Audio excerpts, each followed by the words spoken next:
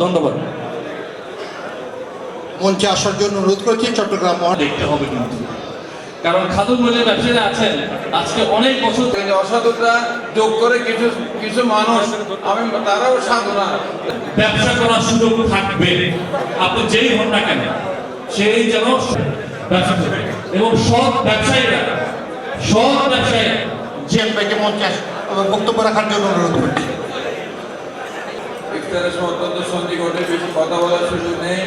রহমান আজাদ একটা সরকার, ফ্যাসিস্ট সরকার ছিল, তারা কিন্তু ঋণ নিয়ে গেছে করতে পারবে এবং দেশের অর্থনীতিতে কন্ট্রিবিউট করতে পারবে।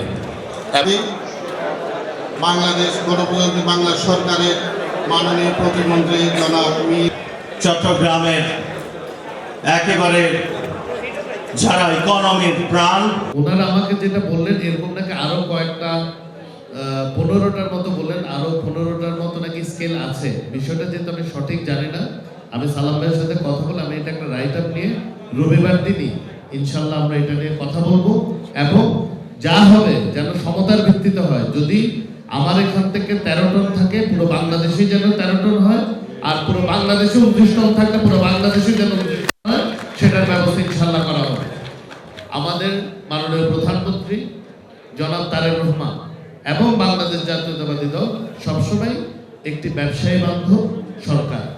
সবসময় তারা ব্যবসায়ীদের ওয়েলফেয়ারের চিন্তা করে, তারা সবসময় চিন্তা করে কিভাবে দেশের অর্থনীতিকে সামনের দিকে এগিয়ে নিয়ে যাওয়া যায়। এই জন্য আপনারা দেখেছেন যতগুলো পদক্ষেপ বাংলাদেশ জাতীয়তাবাদী দলের নেতৃত্বাধীন এই নতুন সরকার নিচ্ছে, প্রতিটি ব্যবসায়ী বান্ধব এবং ব্যবসায়ী সমাজকে এবং অর্থনীতিকে যেন সামনের দিকে এগিয়ে নিয়ে যেতে পারে, সেই ধরনের পদক্ষেপই ওনারা নিচ্ছেন।